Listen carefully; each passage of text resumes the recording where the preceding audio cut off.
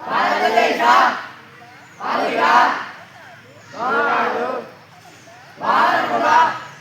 చట్టంలో రోడ్డు నియమ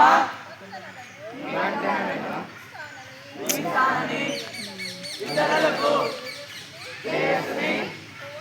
తోటి రోడ్డు వినియోగదారులను అభివృద్ధిని రోడ్డు ప్రమాదాలు